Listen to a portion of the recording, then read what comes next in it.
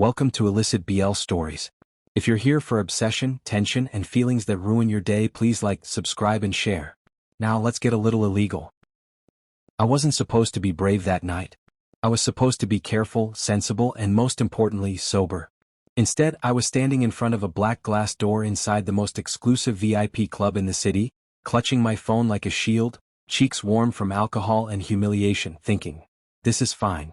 Completely fine. The club was called Elysium, which already felt like a warning I chose to ignore. Everything inside it was expensive in a way that didn't try to impress you. Low music, muted lights, people who didn't look around because they already owned the place. I didn't belong here. I knew that. My jacket was borrowed, my confidence was borrowed, and my plan was flimsy at best. But my suppressant had been giving me headaches for weeks, my heat cycle was misbehaving, and I was tired of feeling like a defective Omega who needed prescriptions and permission slips just to exist. So when my friend jokingly mentioned private VIP alpha services, I laughed. When I looked it up later, I didn't, which is how I ended up here. The message on my phone was brief and unhelpful. Room 1708. Knock once. Be honest about what you want. I practiced a calm expression. I failed. Then the door opened before I could knock. I walked straight into him. Not metaphorically. Physically. My forehead hit his chest with a soft, mortifying thump. Sorry? I blurted, already panicking, hands flying up. I didn't see. Wow. I looked up. That was unfair. He was tall in a way that felt deliberate, like he'd chosen to be intimidating. Black shirt, sleeves rolled just enough to show his wrists. Calm eyes. No visible smile, but something in his gaze shifted when he looked at me, like mild curiosity had replaced boredom.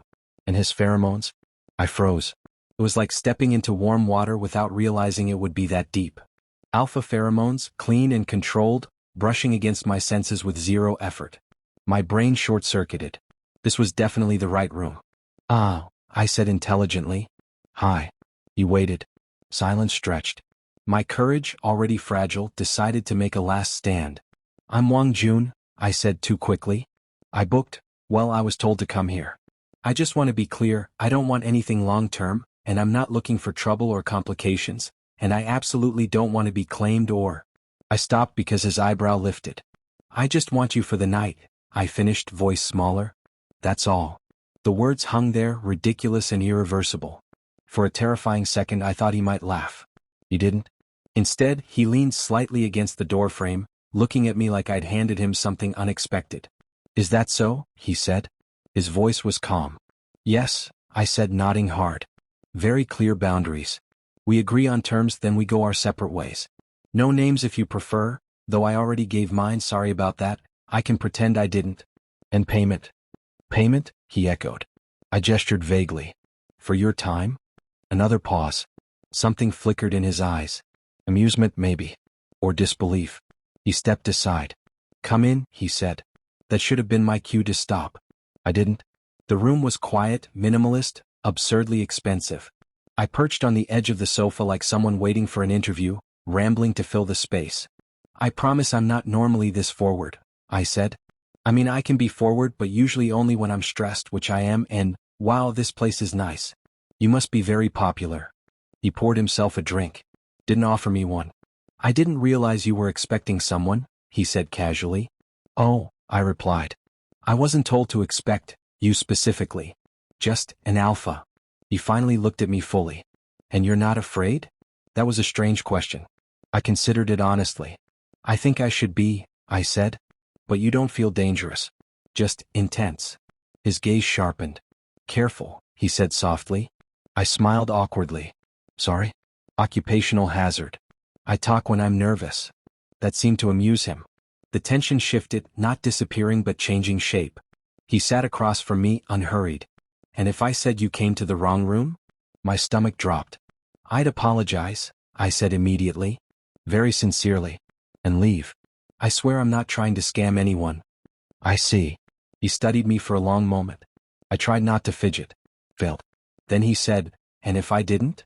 My heart did something unpleasant. Well, I said, swallowing, then we'd be adults about it. Something about that made him smile. Not wide, not obvious, but real enough that I noticed. Wang Jun, he repeated. You're interesting. That felt like praise and a threat. Before I could respond, there was a quiet knock on the door. I flinched. A man in a dark suit opened it just enough to speak to him in a low voice. I didn't catch the words, but I caught the tone. Careful. Respectful. Nervous. Yes, the man replied instantly. Understood. The door closed. I stared. Is everything okay? I asked. And he said. It will be. Something about the exchange made my skin prickle. Look, I said quickly, standing. If now's a bad time. He stood too. No, he said. Stay. There was again. That effortless authority delivered like a suggestion. I hesitated. Then, because I had already made every bad decision possible that night, I sat back down. Just so you know, I said, trying to sound casual, I'm really not special. I'm clumsy, I overthink, and I snore. That won't be a problem, he replied. I laughed weakly. You say that now. He stepped closer, not touching me, but close enough that his presence settled over me like gravity. I felt suddenly, acutely aware of myself. My pulse, my scent, the faint instability my suppressant couldn't fully hide. His gaze dropped for half a second. Then he straightened. You should rest, he said. You look exhausted. Oh, I said. That's considerate. He opened a door leading deeper into the suite. As I followed, I noticed movement outside the window. Shadows, people stationed too deliberately to be staff. A ridiculous thought crossed my mind. You're not, I said slowly, like, famous are you? He paused. Inconveniently, he said. I laughed because what else could I do? That night, I went to sleep thinking I'd accidentally hired a very strange VIP alpha. I didn't know yet that I'd just walked into the territory of Longyu, and that the country's most feared man had decided to let me stay. I woke up thinking I was dead. Not metaphorically. Not dramatically. Just dead. The ceiling above me was unfamiliar, smooth and pale, with recessed lights that didn't look like anything I could afford to exist under. The sheets were too soft. The air smelled faintly like clean alpha pheromones and something expensive I couldn't name. I stayed very still. Okay, I thought. You're alive. That's a good start. Then last night came back to me in sharp, humiliating flashes. The club, the door, the man, the way he'd looked at me like I was an unscheduled surprise. I bolted upright. My head didn't hurt. My body didn't ache. I was fully clothed, shoes gone, jacket folded neatly over a chair like I mattered. That made it worse. I slid off the bed and padded toward the window. The view made my stomach drop. This wasn't a hotel. This was a penthouse. High-rise. Private security visible on the adjacent rooftops if you knew what to look for. I absolutely knew what I was looking at. What did I do? I whispered. I reached for my phone. No signal. Of course. I was halfway to panicking when I heard voices from the adjoining room. Come. Mel. Controlled. Not arguing, discussing. I froze by the door, listening despite myself. Confirmed movement from the southern docks, someone said. They know. Pause. Then accelerate, came the reply. That voice. My stomach turned to ice. I pushed the door open a crack. He was standing near the kitchen island, shirt immaculate, expression unreadable. Two men in dark suits stood across from him, tense in the way people get when they're standing too close to power. A wall-mounted screen was on behind them. And on it, breaking news. Longyu spotted in capital following syndicate reshuffle. My vision swam. Most feared alpha leader in the country, the reporter continued. Sources confirm. I made a sound. A very small, very undignified sound. Every head turned. The men stiffened instantly. One reached instinctively toward his side. Oh, I said faintly. That's not good. The room went silent. Longyu looked at me. Not cold.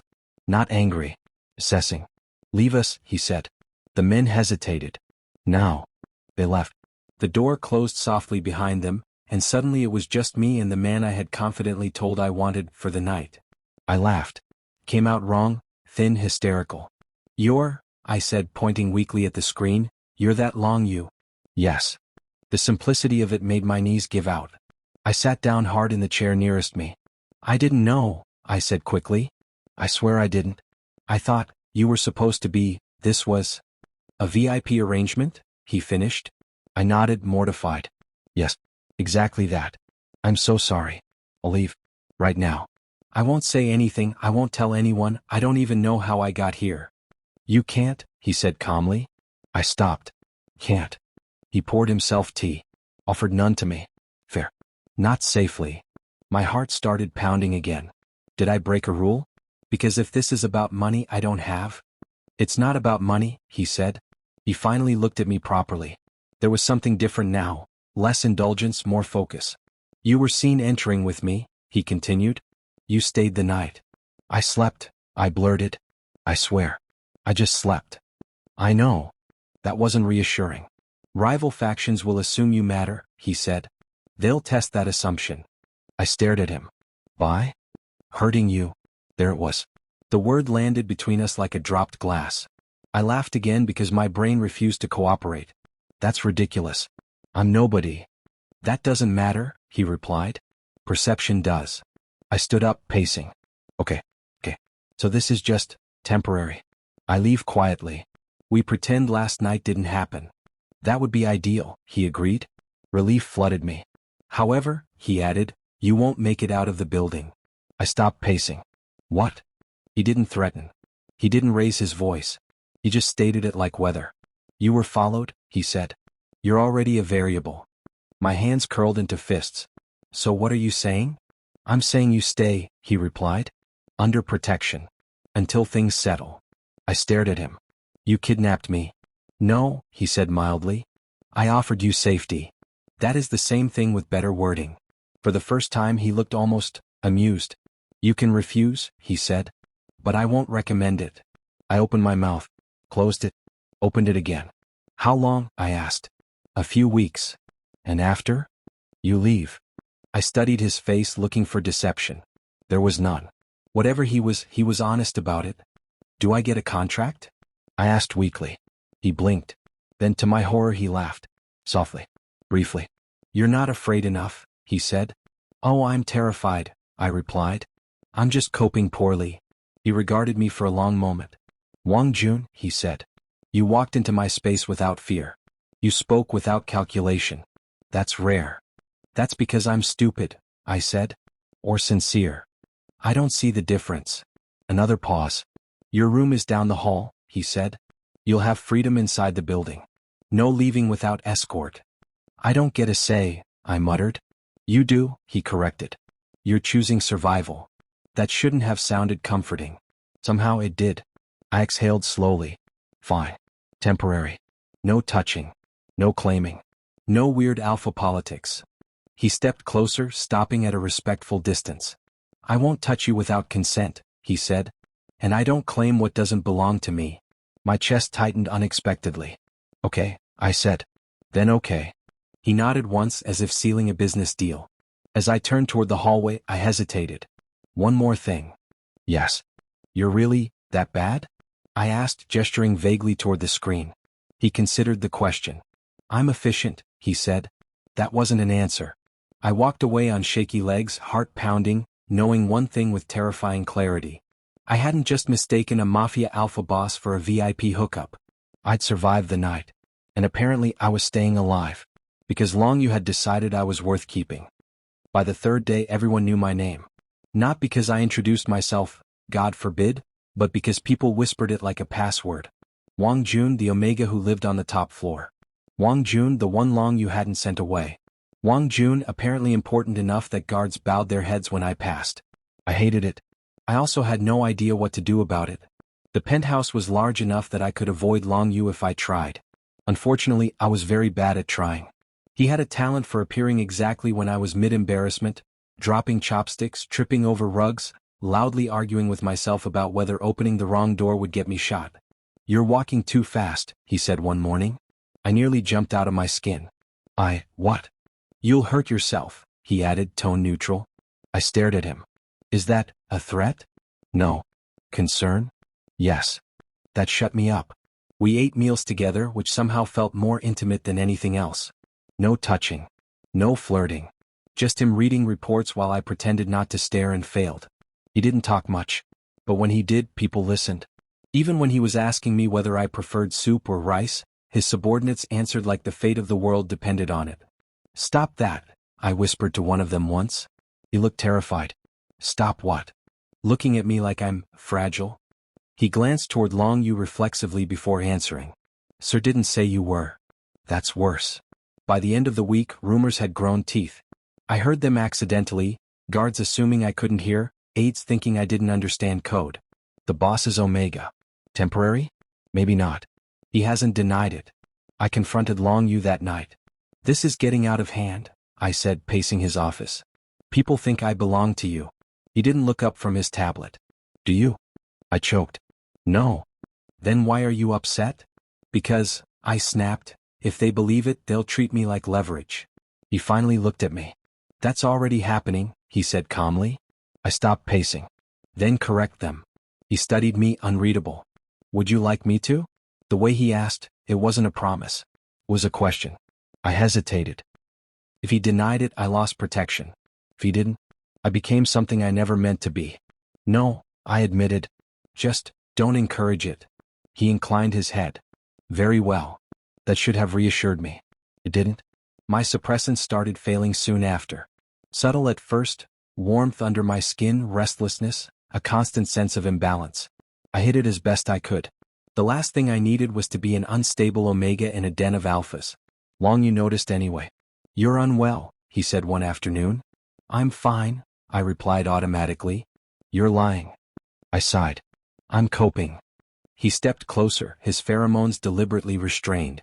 It took effort. I could feel it. Tell me, he said. Something in his voice, low, steady, made it easier than it should have been. My heat cycle's off, I admitted. Suppressants aren't working right. He frowned. Why didn't you say something? Because it's embarrassing, I said. And because I didn't want special treatment. He was quiet for a moment.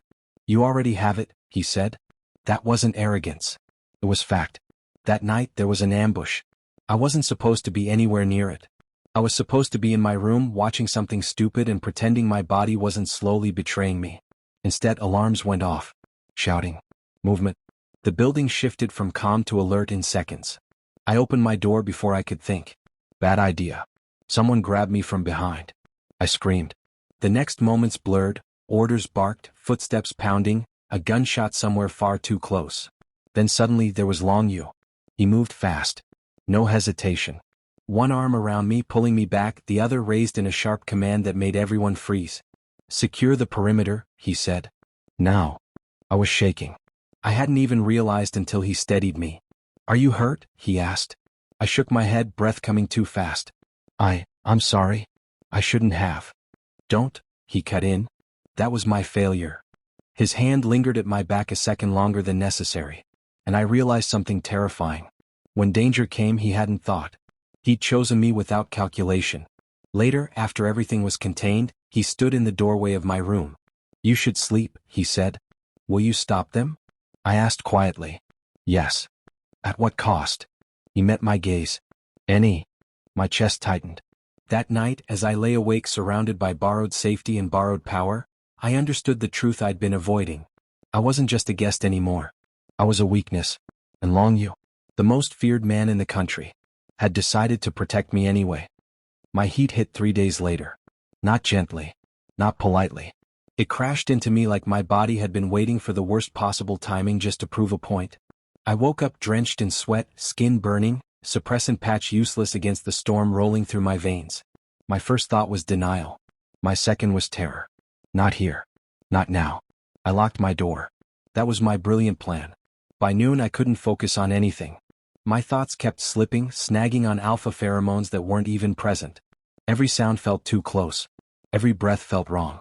I curled on the bed, trying to ride it out the way I always did. Quietly, alone, pretending I wasn't an Omega whose body could override his will whenever it pleased. A knock came at the door. Wang Jun. I squeezed my eyes shut. Go away, I croaked. The door didn't open. He didn't push.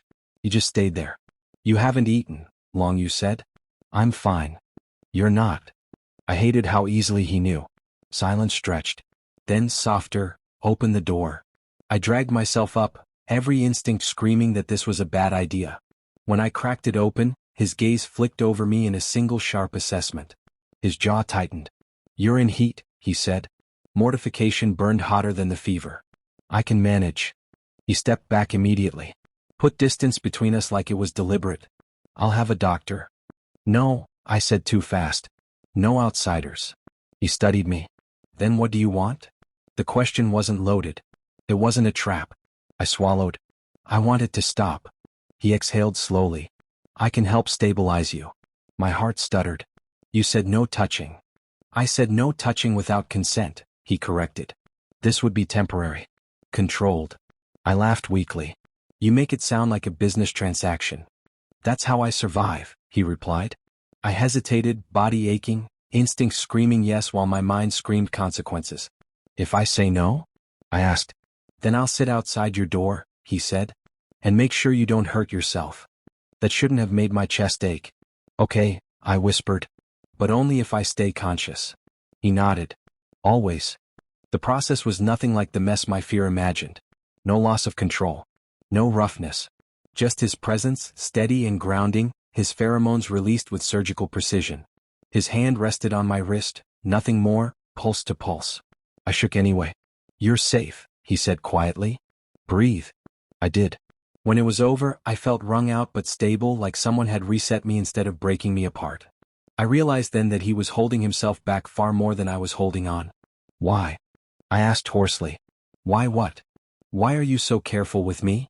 He was silent for a long time. Because, he said finally, if I'm not, I won't stop. That honesty scared me more than lies ever could. In the aftermath, exhaustion pulled me under.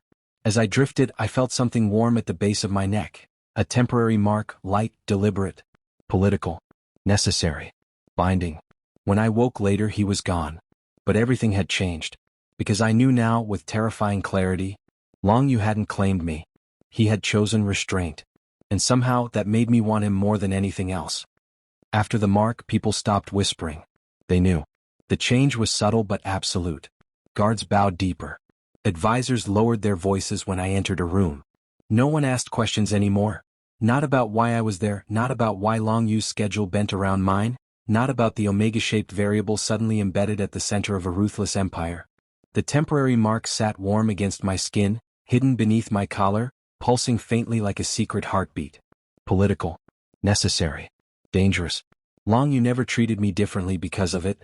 That was almost worse. He didn't hover. Didn't cage me. Didn't soften his tone when issuing orders that could ruin lives.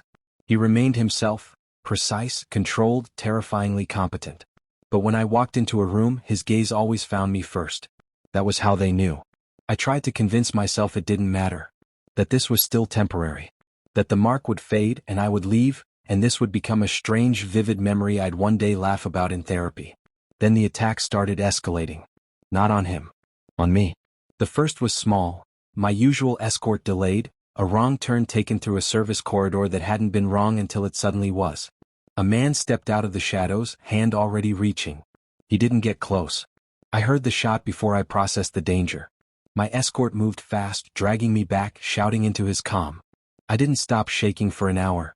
Long Yu arrived 10 minutes later. He didn't ask if I was hurt. He scanned me once, sharp and thorough, then pulled me into his chest with a force that stole my breath. Just for a second. Then he let go. Who, he said to his men, voice flat, authorized the route change? No one answered. That night, 3 alliances dissolved. I didn't see it happen, but I felt the ripple, phones ringing non-stop, tension thick enough to choke on. I sat on the edge of my bed, hugging my knees, realizing something awful. This was my fault. You can't keep doing this, I said to him later. He didn't pretend not to know what I meant. Doing what? Burning everything down because of me. He met my gaze steadily. I'm removing threats. I am the threat, I shot back. I didn't exist in your world a month ago. You exist now. That's not an argument. It's the only one that matters, he replied. The next attempt came 2 days later. This one succeeded. I was taken in the space of 30 seconds, drugged, disoriented, bundled into a vehicle that smelled like oil and metal and fear. By the time I woke, my head was pounding and my wrists were bound. The room was dark. Concrete. Temporary. Men argued nearby, their voices muffled but excited. Didn't think he'd actually mark someone. If he comes, we win. If he doesn't, we still send a message. My heart slammed painfully against my ribs. They weren't debating if I mattered. They were betting on how much. I pressed my forehead against my knees, fighting panic. The mark at my neck burned faintly, responding to my distress. Long Yu, I thought stupidly. Don't come. He came. The building shook with the force of his arrival. Not literally, but it felt that way. Gunfire echoed. Screams cut short. Orders barked with surgical precision. The door tore open. Long Yu stood there, eyes cold, blood on his sleeve that wasn't his. He crossed the room in 3 strides and dropped to his knees in front of me, hands already undoing the restraints with shaking fingers. "Look at me," he said. I did. His composure cracked when he saw my face. "I'm sorry," I whispered. Something dangerous flashed across his expression. "This," he said hoarsely, "is why I don't keep weaknesses." He gathered me into his arms and held me like he was afraid I'd disappear if he loosened his grip. Later, much later, when we were safe again, he stood on the balcony, city lights reflected in his eyes. "I should let you go," he said. My chest tightened. "What?" "You were never meant to be here," he continued. "You deserve a quiet life. One where your safety isn't negotiable." I stepped closer. "And what do you deserve?" He didn't answer. "I don't want to be your weakness," I said softly. His jaw clenched. "You already are." The truth of it settled between us, heavy and undeniable. Love in his world wasn't a gift. It was a liability. And I had never been more afraid, or more certain, that walking away would break us both. Long Yu prepared to let me go the way he did everything else, quietly, efficiently, without asking whether I was ready. I realized it when the guards outside my door changed. Not fewer. Different. They watched the hallway instead of me. That night he didn't come to dinner. I sat alone at the table far too long, staring at food that tasted like nothing, a tight pressure building behind my ribs. By the time I pushed my chair back, my hands were shaking. I found him in the study, jacket off, sleeves rolled up, the temporary mark on my neck hidden but still warm. He was on the phone, voice low and final. "Yes. Arrange it. No delays." I didn't wait for him to finish. "You're sending me away," I said. He hung up. "For your safety," he replied. "Transportation is ready. New identity. Enough money to disappear." My throat closed. "You decided this without me. I don't need your permission to protect you." "That's not protection," I snapped. "That's exile." He turned toward the window. "You'll be alive." "So will you," I shot back. "Just emptier." Silence fell. I took a breath, steadying myself. "You think letting me go makes you strong again." He didn't deny it. "You're wrong," I said. "You're just afraid." That did it. He faced me fully, eyes dark. "Afraid of what?" "Of wanting something you can't control," I said. "Of choosing someone instead of power." He stepped closer. "You don't understand my world." "No," I said. "But I understand you." The word surprised us both. "I never wanted this," I continued, voice trembling. "I didn't plan to fall for you. I thought you were a hookup. A mistake. But you didn't treat me like property. You didn't take when you could have. You stayed when you didn't have to." I laughed softly. "Do you know how dangerous that is to someone like me?" His control slipped just a little. "You deserve better than this," he said. "Maybe," I replied. "But I choose this." I stepped into his space before my courage could falter. "I choose you. Not the boss. Not the legend. The man who sat outside my door so I wouldn't suffer alone." His breath hitched. "I won't beg you to keep me," I said. "But don't decide for me." For a long moment he said nothing. Then quietly, "If you stay, you'll never be safe." I met his gaze. "I've never been safe." Something in his expression broke. He reached up, fingers hovering near my neck, not touching. "If I mark you permanently." "I know what it means," I said. "And I'm saying yes. On my terms." He swallowed. "What terms?" I smiled, shaky but real. "You don't own me. You don't use me as a shield. And when you're afraid, you don't push me away." He closed his eyes for a second, like a man stepping off a cliff. "Very well," he said. "Then I'll dismantle the parts of my empire that made this possible." My eyes widened. Are you serious?" "Yes." I exhaled, heart pounding. "You're terrifying when you're romantic."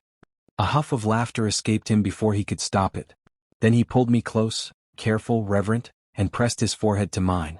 "I am the most feared man in this country," he said softly. "And you're the only thing I've ever chosen without calculation." When he marked me, it wasn't political. It was a vow. And for the first time since this began, I wasn't trapped by his world. I was standing beside him. By choice. 6 months later, the Underworld stopped calling Long Yu ruthless. They called him inevitable. Things had changed, not loudly, not overnight, but decisively. Entire branches of the syndicate vanished, dismantled from the inside. Old alliances based on fear were replaced with quieter, more stable arrangements. People still lowered their heads when Long Yu entered a room, but now it wasn't just terror that kept them respectful. It was certainty. As for me, I still tripped over carpets. Some things tragically could not be fixed by love or power. I stood at the edge of Elysium, freshly renovated, watching staff prepare for the private reopening. The irony wasn't lost on me. Same club. Same city. Entirely different life. Stop frowning, Long Yu said beside me. I'm not frowning, I replied. I'm contemplating. That's worse. I laughed and leaned into him without thinking. The permanent mark rested warm and familiar against my neck now, no longer a liability, just a fact of life. Do you ever think about that night? I asked. The one where I told you I only wanted you for the night? Frequently, he said. I blinked. Really? Yes. Why? Because it was the last time anyone ever underestimated you, he replied. I snorted. You underestimated me. I misjudged you, he corrected. There's a difference. The club lights dimmed as guests arrived, carefully selected, heavily vetted, all pretending this wasn't still a den of secrets. Someone joked nearby about VIP hookups, laughing like it was harmless. I rolled my eyes. If only they knew. Long Yu leaned down, voice low and private. The worst mistake I ever made, he murmured, was letting you think you were temporary. My chest tightened. And the best? I asked. He kissed my temple. Keeping you. I smiled, warmth blooming through me, not from instinct or pheromones, but from certainty. I had walked into his world by accident. I stayed on purpose. And the most feared man in the country? He still terrified everyone else. Just not me.